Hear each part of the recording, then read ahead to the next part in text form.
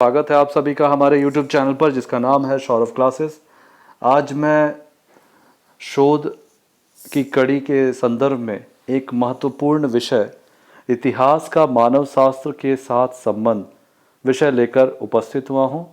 Relation between history and anthropology. तो चलिए शुरू करते हैं।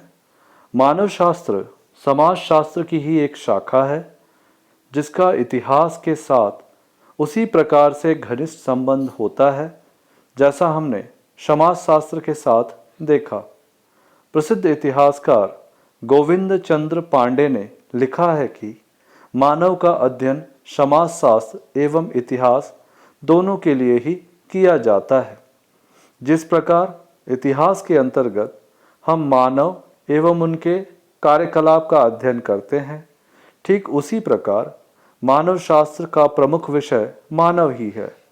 परंतु दोनों के मध्य अंतर केवल यह है कि मानव शास्त्र में केवल आदर्श मानव का वर्णन किया जाता है, जबकि इतिहास के अंतर्गत हम संपूर्ण मानव समाज को अपने अध्ययन का आधार बनाते हैं।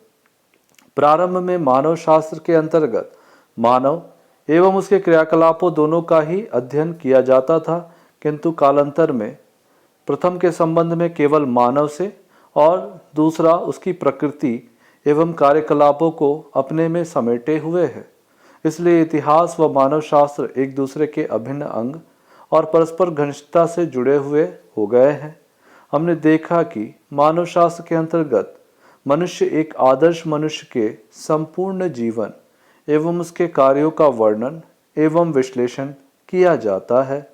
एक आदर्श मनुष्य के लिए क्या आवश्यक दशाएं होती हैं, किस प्रकार समाज के निर्माण में अपना योगदान करते हैं और मानव शास्त्र में उसकी क्या भूमिका होती है, इसका अध्ययन किया जाता है।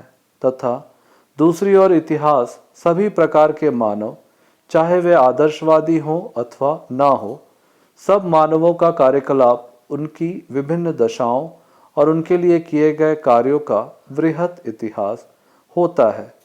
इस प्रकार से हम पाते हैं कि दोनों विषय अभिष्ट रूप से जुड़े हुए हैं और इतिहास तथा मानव शास्त्र दोनों विषयों के अध्ययन में परस्पर घनिष्ठ संबंध पाया जाता है।